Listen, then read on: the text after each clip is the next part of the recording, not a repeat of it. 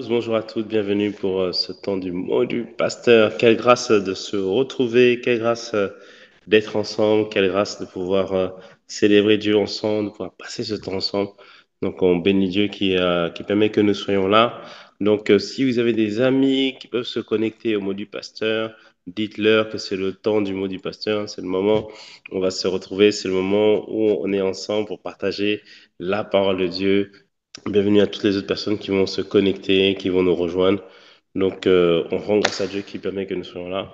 Donc, on a pas mal de choses à partager aujourd'hui. Donc, on va prier et on va s'attendre vraiment au Seigneur qui va nous porter par sa seule et unique grâce. Merci Seigneur. Alors, bien-aimés, élevons la voix. Seigneur, merci vraiment encore pour ce que toi tu vas faire aujourd'hui, pour tout ce que tu vas accomplir, pour les œuvres excellentes, merveilleuses que tu as réservées pour cette journée. Cette journée que tu as faite, elle est pour nous un sujet de joie, elle est pour nous un sujet d'allégresse, elle est pour nous l'occasion de pouvoir nous arrêter, de pouvoir te dire merci, merci vraiment pour toute chose. Alors, bien-aimés, élevons la voix, remercions le Seigneur. Dieu qui permet que nous puissions être en vie, Dieu qui permet que nous puissions être là, Dieu qui permet que nous puissions passer ce temps. Merci Seigneur. Vraiment, quelle grâce Seigneur Père. Nous abordons cette journée avec un profond sentiment de reconnaissance, avec une grande gratitude, parce que Seigneur, tu es vraiment là et tu es présent, Seigneur, quel que soit l'endroit où on se trouve, quelle soit la situation par laquelle on passe, Seigneur, nous savons que tu es présent. Alors, Seigneur, merci pour ta main puissante, Seigneur, posée sur nous. Toi qui nous as gardés pendant cette année 2024 et toi qui n'as pas laissé l'ennemi, Seigneur, avoir raison de nous. Non, Père, l'ennemi nous a réclamé pour nous cribler comme du froment. Mais Seigneur, c'est toi le victorieux, c'est toi le plus fort, c'est toi le merveilleux, c'est toi le vaillant héros et c'est toi qui nous as gardés. Alors, Père, nous te disons merci pour ce que tu fais, ce que tu accomplis au milieu de nous. Alors, Esprit de Jésus, ce matin, tu es là. Esprit de Papa, tu es là. Tu es avec nous dans cet après-midi. Tu es le plus grand cadeau. Alors, bien-aimés, demandons que le Seigneur puisse nous aider à comprendre, à saisir, à capter ce que nous voulons partager aujourd'hui. La Bible nous dit que nous ne pouvons comprendre la parole si ce n'est le Saint-Esprit qui l'inspire. On dit que personne ne peut dire que Jésus est Seigneur si ce n'est par le Saint-Esprit. Alors, Esprit de Dieu, on ne peut rien faire sans toi. Toi qui convaincs, toi qui instruis, toi qui bâtis, toi qui portes, toi qui ouvres notre entendement, toi qui nous expliques les choses que Jésus nous a léguées, les choses que Jésus nous a montrées. Alors, Père, nous t'en prions, Esprit du Seigneur, conduis vraiment toutes choses pour la seule gloire du nom de Jésus. Nous te recommandons tout entre tes mains et nous nous laissons guider par toi pleinement. Merci Saint-Esprit. Merci pour tout ce que tu vas faire et tout ce que tu vas accomplir et réaliser. Alors que nous allons passer ce temps de partage, mon frère, alors que nous allons passer ce temps de partage, ma sœur, attends-toi à un miracle de Dieu. Attends-toi à un toucher particulier de Dieu. Je vois vraiment que le Seigneur va te toucher ce midi. Le Seigneur va faire quelque chose dans ta vie. Dieu va faire des grandes choses. Père, nous te remercions d'avoir ainsi prié au nom de Jésus. Et Amen. Gloire à son nom. Merci Seigneur. Waouh. Waouh. Je sens qu'il y a une forte présence de Dieu ce midi. Et je crois que le Seigneur va faire des belles choses dans ta vie, dans cette journée merveilleuse avec notre Seigneur. Alors, à partir de ce jour, et ça va nous prendre plusieurs semaines, voire peut-être jusqu'au méga impact conférence, pardon, donc jusqu'à peut-être juillet, parce qu'on va prendre le temps, on va aborder ensemble. Donc, on va aborder ensemble, vous connaissez, on va aborder ensemble sortir des prisons intérieures. Bien aimé, avant la fin de juillet, tu ne vas plus subir les forteresses par la grâce de Dieu. Amen. Donc, on va aborder ensemble cette thématique de l'apôtre Ivan. On va se baser sur le livre de l'apôtre Ivan. On va se baser sur les instructions, les enseignements que le Seigneur va nous inspirer. Donc, à chaque fois, procurez-vous les livres. Ayez votre livre à côté de vous parce que, par la grâce de Dieu, on va travailler sur cette thématique de sortir des prisons intérieures afin d'être libre de devenir et de faire ce que le Seigneur nous demande de faire par sa seule et unique grâce. Ok, super. Est-ce que ça parle à quelqu'un? Est-ce que quelqu'un est excité? Est-ce que quelqu'un est prêt? Est-ce que quelqu'un en veut en finir des prisons intérieures? Alors, pour comprendre le principe des prisons intérieures, première chose, bien aimé, on va voir ensemble l'importance des forteresses. Et là, tu vas voir que Dieu va nous faire du bien ce midi. Il va impacter ta vie par la seule grâce de son nom. Alors, première chose, pour comprendre qu'est-ce qu'on appelle une prison intérieure, qu'est-ce qu'on appelle une forteresse, pour bien le saisir, il faut regarder, vous savez, avec Dieu, les mots sont importants. Si Dieu définit les forteresses, on va définir après tout à l'heure c'est quoi. S'il définit avec précision c'est quoi une forteresse, bon, on va voir tout à l'heure que c'est un système de pensée qui est contraire à la volonté de Dieu, qui t'empêche d'accomplir la volonté de Dieu. C'est ce qu'on appelle une forteresse. Et pour certains, nous le savons. Donc la forteresse est un système de pensée, la forteresse est une muraille, la forteresse est une prison qui t'empêche de vivre, d'expérimenter la volonté parfaite de Dieu. On le verra tout à l'heure, on prendra la définition de l'apôtre Ivan. Mais on veut d'abord faire une analogie entre la forteresse intérieure, le système de pensée, et ce qu'on appelle une forteresse, une vraie forteresse. D'autres, des fois, on disait un château fort. On veut comprendre et s'interroger sur pourquoi c'est important. Alors, je vais vous poser une question. À votre avis, quel est le but, quel était l'intérêt du temps, dans les temps médiévaux, donc du temps des chevaliers, tout ça, etc. Pourquoi les gens devaient construire des forteresses? Pourquoi? Là, je parle de la bâtisse, je parle de l'édifice qui est une forteresse. Quel était le but d'une forteresse? Donc, Sophie nous dit protection, pour protéger les gens qui étaient à l'intérieur, pour se protéger des ennemis. Quoi d'autre encore? Protéger, protéger des attaques de l'ennemi, éviter les intrusions, afin de se protéger de leurs biens, tout à fait, protéger des étrangers ou des adversaires. Quoi d'autre encore? Empêcher les invasions. Très bien. Ok, super. Voilà. Donc, vous l'avez dit, la première chose, le but d'une forteresse, donc Patrick dit de rester fort. Le premier but d'une forteresse, donc je parle du bâtiment, on appelle un château fort. Le premier but, c'était de faire en sorte que tous les occupants de la forteresse, ceux qui se trouvaient derrière le rempart de la forteresse, puissent être protégés, puissent être gardés. C'était comme un refuge. C'était ça, une forteresse. Donc vous avez bien dit, on bâtissait des remparts pour protéger les gens dans la forteresse. Deuxième chose, le but aussi d'une forteresse, c'était que les personnes puissent rester, habiter, être nourries au sein de la forteresse. Parce que non seulement ils bâtissaient des murailles autour de la forteresse, mais ils prévoyaient que potentiellement, s'il y avait une attaque, une intrusion, comme vous l'avez dit, s'il y avait une invasion, ils puissent rester longtemps parce qu'il y allait avoir un état de siège.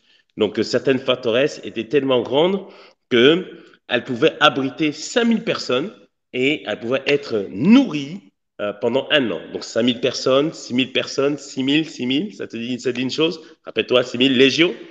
On va en parler tout à l'heure. Donc il y avait deux buts, protéger les gens qui étaient dans la forteresse et nourrir, garder, faire en sorte que les gens qui étaient en forteresse puissent être là pendant une année s'il y avait un état de siège. OK? Donc là, on comprend le principe d'une forteresse physique. Maintenant, intéressons-nous à la forteresse dont on veut parler. Mais avant, je vais vous montrer une vidéo afin que vous puissiez voir l'image vraiment des forteresses dont nous sommes en train de parler. Nous ne sommes pas en train de parler d'un petit château fort, mais d'un quelque chose de grand, quelque chose de fort, quelque chose qui a des grandes murailles. MCM, est-ce que vous pouvez mettre la vidéo? C'est bon, s'il vous plaît? On se retrouve aujourd'hui donc sur une nouvelle vidéo où nous allons parler de la mythique et l'antique ville de Jéricho, qui est notamment donc abordée dans la Bible, dans la parole de Dieu, hein, dans Josué, où il y avait donc ce grand homme de Dieu qui marchait donc pour gagner la terre promise, hein, qui s'en allait donc du côté d'Israël, hein, et qui a rencontré donc cette ville fortifiée. Qui était donc une ville sur 2 étages, comme vous pouvez le voir donc sur les photos. C'est une ville qui était située donc on va dire sur une hauteur de colline, et nous savons que la parole de Dieu nous explique que cette ville, en fait, les murailles de cette ville se sont effondrées sur elles-mêmes, laissant le passage aux Hébreux pouvant justement conquérir cette ville. Donc on va lire justement ce petit passage, et aujourd'hui nous allons regarder les preuves archéologiques qui attestent une fois de plus, hein, comme j'avais déjà pu vous faire la vidéo sur Sodome et Gomorrhe et sur le mont Sinaï, qui attestent une fois de plus de la véracité de la parole de Dieu. Donc aujourd'hui, la ville de Jéricho. Alors la ville de Jéricho a été appelée donc la ville des palmiers, parce qu'en fait elle est entourée donc d'une quantité assez impressionnante de palmiers. Donc c'est une cité donc antique, hein, une cité biblique, hein, qui a existé, donc qui se trouve donc à 9 km du Jourdain et environ à 16 km au nord-ouest de la mer Morte. Donc il faut savoir que elle est à une altitude d'environ 1600 mètres par rapport à Jérusalem, qui se trouve donc à 27 km de là. Donc on est à peu près à 27 km de Jérusalem, hein. Donc il y a une source jaillissante là-bas sur ce lieu. Et il faut savoir que à l'époque des Hébreux, c'était une ville qui était vraiment déjà très très prospère. Donc on va regarder déjà ce que la parole de Dieu nous dit sur cette ville et comment justement ce récit s'est déroulé. Et ensuite nous regarderons les preuves archéologiques de sa disparition pour voir un petit peu justement ce qu'ils en disent.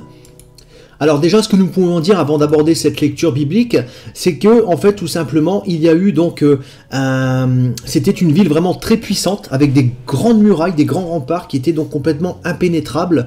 Et en fait Dieu a demandé au peuple hébreu de marcher autour de la ville pour justement montrer qu'ils étaient le peuple de Dieu, qu'ils avaient l'Éternel et le seul Dieu vivant avec eux. Et il a demandé donc aux Hébreux de tourner donc autour de la ville plusieurs heures par jour pendant une durée de 7 jours. Donc ils avaient un camp qui était stationné non loin de cette ville. Et qu'est-ce qui s'est passé? Donc Dieu leur disait de ne pas parler et de jouer donc du tambourin, jouer de la musique en tournant autour de la ville. Et Dieu leur dira à un moment donné, vous allez crier et je ferai un miracle. Donc ils se sont exécutés, et le 7e jour en fait ils ont hurlé, et les murs de la ville se sont effondrés sur eux-mêmes. Donc en fait il y a eu, je pense, un énorme tremblement de terre. Les murs de la ville se sont effondrés sur eux-mêmes et sont tombés vers l'extérieur de la ville, non pas vers l'intérieur. Généralement, lorsqu'il y avait des sièges sur des grandes villes, les murs s'effondraient donc vers l'intérieur parce qu'ils étaient poussés justement par les personnes, et les briques tombaient vers l'intérieur de la cité ou de la ville. Donc là, en fait, ce qui s'est passé, c'est que c'est l'une des seules villes où les murs sont effondrés vers l'extérieur. Donc, et on a bien vu, bibliquement parlant, que c'est quelque chose d'assez stupéfiant, parce que il y a eu, vous allez le voir juste après, des choses assez incroyables au niveau des fouilles archéologiques, hein, au niveau des trouvailles. Amen, amen, amen, amen. Waouh! Là, je vous ai emmené dans l'archéologie, pardon. Waouh, merci Seigneur. Bien aimé, quand on regarde la Bible, ce n'est pas les lieux ont vraiment existé. Et la muraille de Jéricho, ils ont vraiment montré que cette ville a existé. J'ai pas vu ce reportage-là toute la suite, mais dans d'autres reportages, ils ont montré qu'il y a vraiment eu un feu qui est venu consumer les murailles de Jéricho. Elles sont écroulées, comme il a dit, pas de vers l'intérieur, mais vers l'extérieur. Donc je prie que dans le nom de Jésus, que le feu du Saint-Esprit, oh, le feu du Saint-Esprit vienne anéantir, faire tomber les murailles, les forteresses qui t'entouraient dans le nom de Jésus, qui entouraient ta famille, afin que vous puissiez sortir tous sains et saufs. Yes. Je dis Amen à cette parole au nom de Jésus.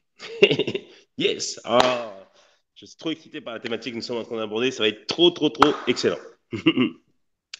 Donc, je voulais vous montrer cette vidéo parce que vous voyez comment la ville de Jéricho était faite.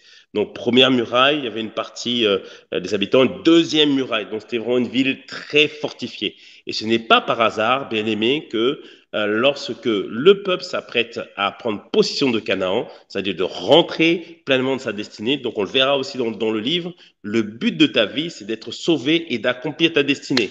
Et pour le diable, pour lui, des fois, déjà, il s'oppose à ton salut. Mais une fois que tu es sauvé, il peut, pour lui, c'est pas un problème que tu chantes. Pour lui, c'est pas un problème que tu serves à l'église. Mais si il te canasse dans le système de pensée par des forteresses, il aura gagné. Parce qu'il t'empêchera d'accomplir ta destinée. Mais dans le nom de Jésus, comme on l'a vu dans la vidéo, le mur de Jéricho s'est écroulé, les murs se sont écroulés de la même manière, quels que soient les systèmes de pensée, quelles que soient les forteresses que le diable avait mis en nous, ça se termine aujourd'hui, dans cette saison, dans le nom de Jésus. Amen. Pourquoi je te dis ça? Parce que à la page 4 du livre de l'apôtre, il dit ceci au sujet de la définition d'une forteresse. Donc, qu'est-ce qu'une forteresse? Le mot grec utilisé pour forteresse signifie littéralement château, muraille, prison ou système de pensée. Les forteresses sont des pensées néfastes, contraires aux principes divins, qui imposent une dictature à vos émotions, à vos sentiments, aux sentiments, aux émotions des êtres humains, en les dissuadant, c'est-à-dire en les empêchant de marcher selon les commandements divins. Même lorsque vous ne voulez plus demeurer dans cet état d'esprit néfaste et qui est contraire au commandement de Dieu, par exemple, vous voulez aimer, vous voulez être joyeux, vous voulez pardonner, vous voulez faire du bien, vous voulez avoir des bonnes habitudes, mais ces habitudes de pensée, la peur, la tristesse, le découragement, la colère, le rejet, la culpabilité, l'amertume, la jalousie persistent en vous et vous imposent et s'imposent à vous. Ça veut dire quoi? La personne veut aimer, mais il y a un système de pensée en elle qui la pousse à haïr. La personne veut être une personne aimante, joyeuse, mais il y a un système de pensée, il y a des voix qui la poussent à être toujours en colère. C'est ça, les forteresses. Et les forteresses, pourquoi je t'ai parlé d'abord du but d'une forteresse physique? Parce que tu dois t'interroger, qui bâtit la forteresse? Qui bâtit ce système de pensée néfaste? Dites-moi un peu, qui bâtit? Est-ce que c'est Dieu qui bâtit ce mauvais système de pensée? Est-ce que c'est Dieu qui érige en nous des systèmes, des raisonnements, des hauteurs en nous? Qui bâtit, à ton avis, les forteresses? Non, bien sûr, pas du tout, c'est Dieu. C'est la chair, presque, pas tout à fait. Il se sert de la chair, mais c'est pas la chair. C'est le diable, c'est l'ennemi, c'est Satan, au travers de la chair, etc. Oui, c'est au travers de la chair, c'est pas que la chair. Mais il faut vraiment comprendre que la forteresse bien-aimée est bâtie par un esprit méchant, est bâtie par le diable au travers d'un esprit méchant. Et cet esprit méchant, c'est celui qu'on appelle l'homme fort. C'est l'homme fort. L'homme fort qu'on appelle, c'est, donc là tu liras en page 19 du livre de l'apôtre, il dit ceci.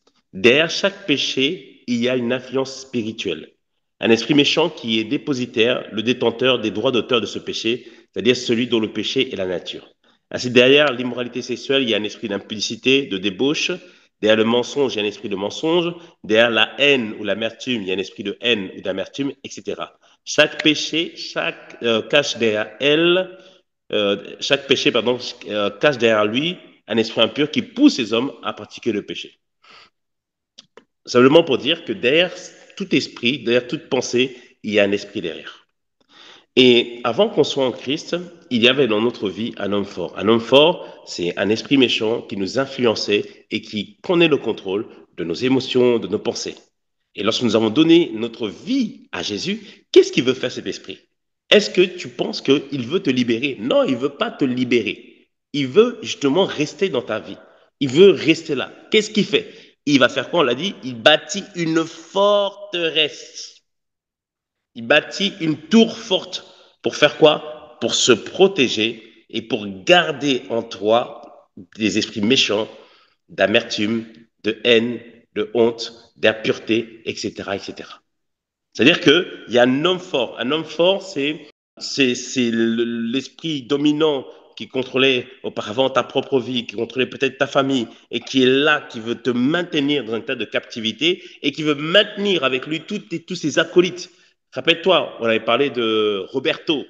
Roberto qui a laissé rentrer, il avait accepté Rogeta, l'esprit de rejet. L'esprit de rejet, c'était la pensée que tout le monde le rejette. Il a accepté ça en lui. Et la pensée de rejet, il y a un esprit de rejet derrière, et l'esprit de Roger est devenu l'homme fort de Roberto.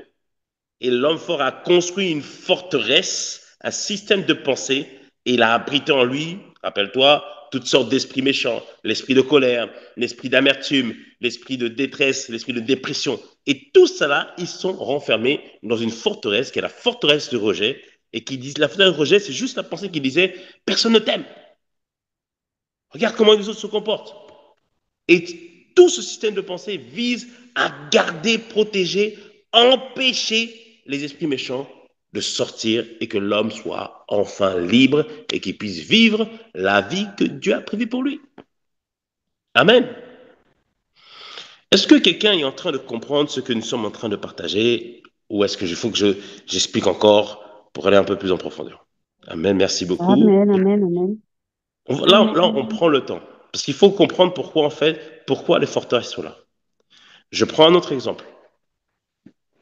Avant que tu sois en Christ, tu étais dans une famille où il y avait un esprit de pauvreté. L'esprit de pauvreté, ça veut dire pauvreté à la fois financière, émotionnelle, intellectuelle et tout ça. Donc c'est un homme fort, c'est des habitudes qui ont été transmises. Et tu donnes ta vie à Jésus. Donc tu as donné ta vie à Jésus, au Seigneur Jésus-Christ. Et l'esprit de pauvreté ne veut pas lâcher ta vie. Qu'est-ce qu'il va faire? Il va bâtir déjà avant que tu sois en crise, il a bâti en toi déjà une forteresse, un système de pensée qui va te maintenir toujours dans la pauvreté. Donc tu donnes ta vie à Jésus. Donc qu'est-ce qui va se passer?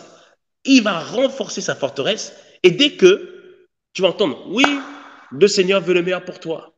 La Bible nous dit qu'il faut semer afin de récolter. Qu'est-ce qui va se passer? Une pensée va venir. Oh, attention, ils veulent voler ton argent.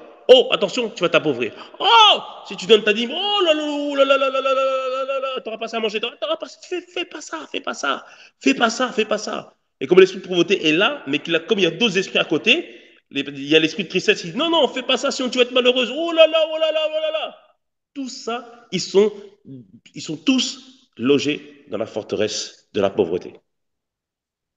C'est-à-dire, le système de pensée vise à ce que l'homme fort qui était assis là ne sorte pas et que ta vie soit bloquée. Alors que Dieu veut te rendre prospère, alors que Dieu veut t'amener plus loin, alors que Dieu veut te donner tes idées. Mais la forteresse de la pauvreté est en train de bloquer l'homme, la femme, à qui Dieu a le meilleur. Prenons encore la forteresse de la peur. On le verra plus tard, comment rentrent les forteresses. Par exemple, la forteresse de la peur. La forteresse de la peur rentre des fois dans la vie des gens parce que parfois, quand les parents n'ont pas assez encouragé l'enfant, et notamment quand les parents ont parfois trop coucouné ou ont toujours dit non, ne tente pas, ne fais pas quelque chose, attention, attention. Quand ils ont laissé l'enfant quand ils n'ont pas laissé suffisamment l'enfant aller tenter certaines choses et tout ça, etc. Il y a différents moyens ou situations qui peuvent amener l'esprit de peur. Ou quand l'enfant n'a jamais vu ses parents oser des choses, ou les parents n'ont pas encouragé l'enfant à oser des choses. Donc l'esprit de peur est là. Peur de faire des choses, peur de tenter des choses. L'esprit de peur est là. L'esprit de peur bâtit un système de pensée dans la personne. Donc la personne donne sa vie à Jésus. Quand elle donne sa vie à Jésus, la forteresse de la peur est là. L'esprit de peur est encore là. Mais il doit dégager. Mais qu'est-ce qu'il va faire? Il va bâtir vraiment un système pour faire en sorte que dès que la personne, on va lui dire, tu peux tout par qui te fortifie, pardon. Il va entendre une voix qui va lui dire, rappelle-toi tonton Marcel, rappelle-toi tati Intel, rappelle-toi ton oncle, rappelle-toi ta mère, rappelle-toi ceci, rappelle-toi cela, rappelle-toi que tu as raté ça, rappelle-toi que tu as tenté ça, ça n'a pas marché, rappelle-toi, rappelle-toi, rappelle-toi, rappelle-toi. C'est-à-dire que la forteresse de la peur fait qu'il entend des voix et la personne ne bouge pas parce que le démon, l'esprit de peur, l'homme forme de la peur, ne veut pas bouger. Et dans la forteresse de la peur, il a abrité l'esprit d'amertume. C'est pour ça que des fois, vous avez des gens qui ont des forteresses de peur, mais quand ils voient les autres, des fois ils sont amers. Waouh, c'est encore les mêmes. Dieu ne bénit encore les mêmes personnes. Après, l'esprit de critique. Et là, il y a la personne critique. Ouais, regardez, voilà encore des personnes qui veulent dire ceci, qui veulent dire cela. Mais c'est parce que c'est l'homme fort de la peur qui a sa forteresse et qui abrite tous ses esprits. Amen. Mais, bien aimé, quelle que soit la forteresse qui était dans ta vie, quelle que soit la forteresse qui bloquait, quel que soit l'homme fort qui était là, quel que soit celui qui avait érigé un système de pensée, etc., on va tout déraciner, on va tout faire écrouler. Comme dans la vidéo, les murailles vont tomber vers l'extérieur, parce que à l'intérieur, ils gardent quoi? Ils gardent ta destinée, ils gardent ta famille, ils gardent le salut de ta famille. C'est ça qui protège. C'est ça qui se protège. Il protège ça. C'est ça que la Bible nous dit que Jésus nous parle de l'homme fort. Donc, Luc 11, verset 21 à 22, Luc 11, verset 21 à 22, il dit, lorsqu'un homme fort est bien armé, il garde sa maison. Ce qu'il possède est en sécurité. Rappelle-toi, on a dit une forteresse protège, garde en sécurité. Donc, le diable garde en sécurité ta santé. Il garde en sécurité ton élévation. Il garde en sécurité ce que Dieu avait prévu pour toi. Il gardait ça en sécurité. Et on verra qu'il fait ça parce qu'il fait un commerce, etc. Bon, bref, on verra ça après. Mais la Bible dit, mais si un autre plus fort que lui survient et le maîtrise, il enlève toutes les armes de l'homme fort sur lesquelles il y comptait et il distribue ses biens à d'autres. C'est-à-dire que quand Jésus vient, quand le Saint-Esprit vient avec la lumière, la forteresse s'écroule, on va reprendre ce qui est à nous, je reprends ton bonheur, tu reprends ta joie, tu reprends celui de ta famille, tu reprends l'élévation de ta famille, tu prends la destinée de ta famille, tu reprends ta richesse, tu reprends tout, tu prends ta paix, tu reprends ta santé, tu reprends tout au nom puissant de Jésus. Amen. Alléluia. Donc, qu'est-ce que nous sommes en train de dire? Nous sommes en train de dire que avant qu'on soit en Christ, et même lorsque nous sommes en Christ, nous pouvons donner accès à des esprits méchants dans notre vie.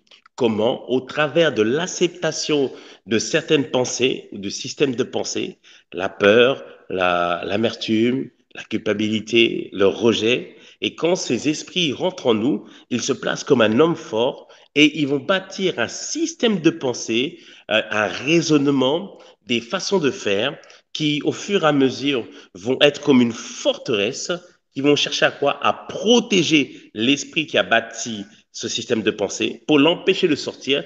Mais comme j'avais dit une fois, il ne vient pas tout seul, il ramène, si la peur vient avec le rejet, la peur vient avec la honte, la peur vient avec la culpabilité, il bâtit cette forteresse afin de se protéger, afin qu'il ne soit pas délogé et que la destinée que Dieu a prévue pour toi puisse s'accomplir.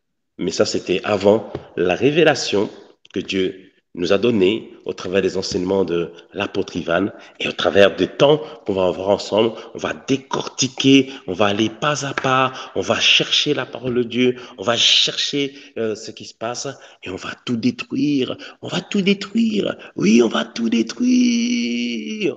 On va tout détruire par la seule grâce. Alléluia. Amen.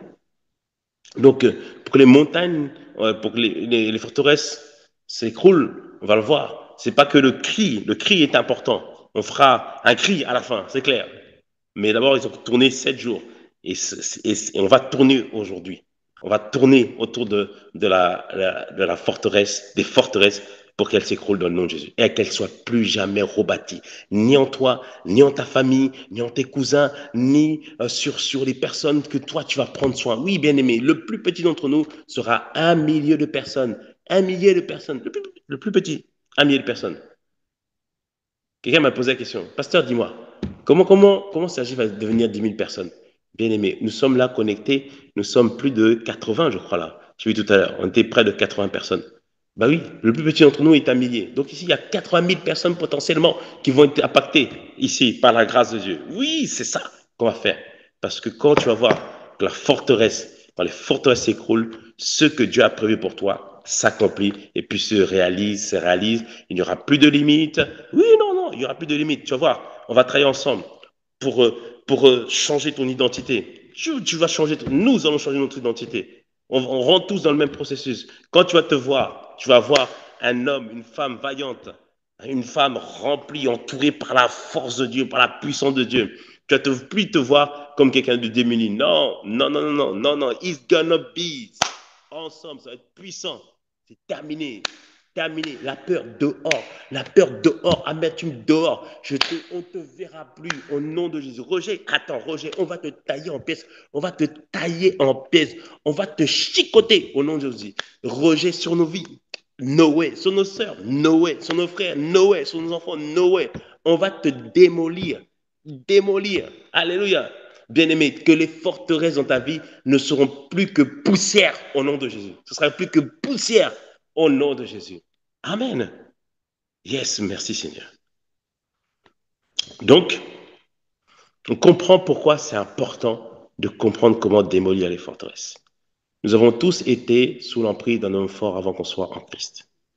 Il y a toujours le diable qui veut toujours rôder pour venir rentrer en nous. On verra tout à l'heure, pas tout à l'heure, la semaine prochaine, tu diras plusieurs cas. Il y a le cas de Judas, il y a le cas de Salomon aussi. Absalom, Absalom. On va étudier, on va prendre le temps afin que Dieu puisse nous délivrer et afin que Dieu puisse nous aider à nous sortir. Alors aujourd'hui, bien-aimé, pour clôturer, tu vas faire une introspection. Tu vas faire une introspection. Donc voici l'introspection que tu dois faire ce midi. Au travers de ta propre histoire. Quel mauvais comportement que tu as vu, que tu as identifié, ou peut-être que là tu vas identifier. Quel mauvais comportement que tu as pu avoir, qui t'a privé de bonnes choses dans ta vie, qui t'a privé d'opportunités, qui a brisé peut-être des relations. Certains, vous étiez dans des habitudes de colère. Cette colère a brisé beaucoup de relations. Imagine-toi si cette colère n'avait pas été là. Peut-être que ton foyer aurait été sauvé. Peut-être que des gens auraient été touchés. Regarde si l'esprit de rejet, si ces sentiments de rejet n'étaient pas là, si l'esprit de rejet derrière, qu'est-ce qui serait passé? S'il n'y avait pas la peur, qu'est-ce que tu aurais fait? Si la peur n'était pas là, qu'est-ce que tu aurais fait? Tout ça te montre tout ce que le diable a volé, tout ce que le diable tient dans sa forteresse, tous les biens qu'il retient. Mais par la grâce de Dieu, Dieu va le faire. Alors, bien-aimé, tu vas élever la voix. Et tu vas dire, Seigneur, no way, no way. Je refuse, je refuse, je refuse. Vous savez, quand on était encore des stars, vous savez, une parole qui m'a transformé. Le révérend Bendag avait dit une chose dans les camps, dans les moments. Il y a l'enseignement, mais il y a toutes les choses à côté que Dieu va te dire. Moi, c'est Matthieu 25. On n'a même pas parlé de ça pendant qu'on était là-bas. Matthieu 25, la parabole des talents. Le dernier homme qui avait un talent et qui l'a enterré. J'ai dit, j'ai eu la pensée, je ne serais pas l'homme qui a un talent qui l'enterre. J'ai dit, no way. Non, non, non, non, non, non, non, non, non, non. Oh, oh, oh. J'ai dit, non, non, non, non, non, non. Depuis que j'ai cette pensée, j'ai une révélation nouvelle de Dieu, une révélation nouvelle, bien aimé, que ce midi, par la grâce de Dieu, bien-aimé, élève la voix, demande à Dieu de montrer les choses que le diable t'a volées, de montrer les choses que le diable tient en ses mains, de révéler les choses, bien-aimé. Nous sommes ici, on n'est pas là pour jouer, on n'est pas là pour faire semblant. Ce midi, regarde à Dieu, demande-lui, Seigneur, Père, révèle-moi les choses, Seigneur Père. Seigneur, nous t'en prions, nous te le demandons. Il y a des choses que nous sommes conscients. Il y a des choses qu'on a vues, Seigneur Père. Et les habitudes qu'on a dit, mais pourquoi je me comporte comme ça? Pourquoi je suis comme ça? Pourquoi je fais encore ça? Père, ce matin, nous t'en prions, Seigneur. La peur nous a volé trop de moments importants. La peur nous a volé trop d'opportunités. La peur nous a empêché d'évangéliser. La peur nous a empêché de parler à telle personne. La peur nous a empêché d'oser faire telle chose. Père, nous t'en prions ce midi, Seigneur. Fais-nous réaliser tout ce que nous avons perdu. Père, je vois ici l'esprit de procrastination. Bien-aimé, c'est une forteresse, la procrastination. Remettre les choses au lendemain. Elle t'a volé, elle dit, oh, Makali, pour siquer les mamans. Elle a volé, c'est l'esprit de procrastination. Il a volé les projets que Dieu avait pour toi. Il a volé les solutions que tu avais, que tu devais mettre en place. Père, ce midi, s'il te plaît, rends-nous conscients. Rends-nous conscients, Père, que quelque chose est en train de se tramer. Rends-nous conscients de quelque chose est en train de se faire. Je vois l'esprit de dépression et ou l'esprit de tristesse t'a privé juste de moments importants, des moments où tu allais juste être une femme ou un homme joyeux ou joyeuse, qui allait juste, au travers de son sourire, toucher les gens, amener du baume au cœur des gens. Père, les forteresses nous ont volé trop de choses, nous ont volé trop de choses. Alors Père, nous t'en prions, nous te le demandons, fais-nous grâce. Esprit de Jésus, nous te le demandons. Conduis-nous dans toute la vérité. Conduis-nous pas à pas, que nous puissions comprendre et saisir, que nous puissions voir ce qui se passe, que nous puissions voir au-delà des apparences, que nous puissions réaliser et comprendre qu'est-ce qui s'est passé, où, Père, à quel moment nous avons été cambriolés, à quel moment nous avons été cambriolés. Plusieurs, vous avez perdu votre soif, vous avez perdu votre désir de Dieu, vous avez perdu votre passion de Dieu. Oui, bien-aimé, l'homme fort a volé ta soif. L'homme fort a volé ta soif.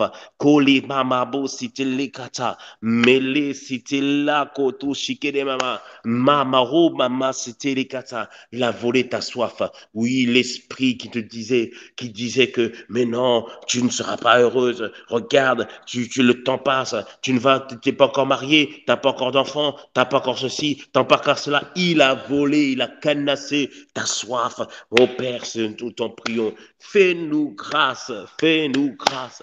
Accorde-nous la possibilité de comprendre et de saisir, Seigneur, tout ce que le diable tient entre ses mains. Tout ce que le diable retient, Seigneur. Esprit de Jésus, nous t'en prions. Ne nous laisse pas, Seigneur, marcher sans révélation. Ne nous laisse pas marcher, Seigneur, sans instruction. Mais fais-nous grâce, Seigneur, nous t'en prions. Alors conduis-nous dans les prochaines semaines. Conduis-nous pas à pas.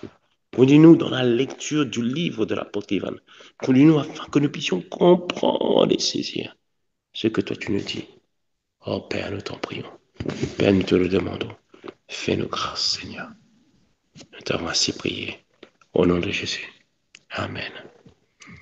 Alors, bien-aimés, ce midi, c'est le commencement, c'est l'introduction. Nous avons défini ensemble une analogie entre la forteresse spirituelle qui est, on l'a dit, un système de pensée néfaste, une façon de raisonner, qui est une muraille, qui est un château, une prison, selon le livre de l'apôtre Ivan à la page 4. Un système de pensée qui a imposé une dictature dans notre vie, sur nos émotions, sur nos sentiments, sur nos choix. Et cette dictature, cette forteresse avait été érigée par un homme fort, c'est-à-dire un esprit méchant. Et derrière chaque mauvaise pensée, derrière chaque comportement qui nous pousse à ne pas obéir à Dieu, il y a un esprit méchant. L'esprit méchant a construit cette forteresse en nous afin de bloquer, afin de résider, afin d'empêcher que notre vie puisse éclore. Mais par la grâce de Dieu, alors que nous avons prié, tu as vu la révélation de certaines situations et tu as réalisé que derrière, il y a un esprit méchant, derrière, il y a un système de pensée. Et par la grâce de Dieu, dans les prochaines semaines, ou même déjà aujourd'hui, nous serons rendus libres, totalement libres, au nom puissant de Jésus. Alléluia. Alors, quelqu'un est connecté aujourd'hui, tu ne connais pas Jésus, je veux te donner l'opportunité, de te tourner vers le Seigneur Jésus-Christ, afin que tu puisses marcher avec lui, afin que tu puisses progresser avec lui. Alors, si c'est ton cas ce midi, essaie de prier avec moi. Seigneur Jésus, aujourd'hui, je me tourne vers toi et je fais de toi mon Seigneur et mon Sauveur. Dirige ma vie et conduis-moi. J'ai ainsi prié. Amen. Bien-aimé, ces prières n'a l'air de rien, mais elle change ta vie pour le meilleur. Il y a un numéro qui s'affiche dans le chat ou dans la description. Envoie le mot salut et je vais prier pour toi et puis je vais aussi clôturer pour la fin.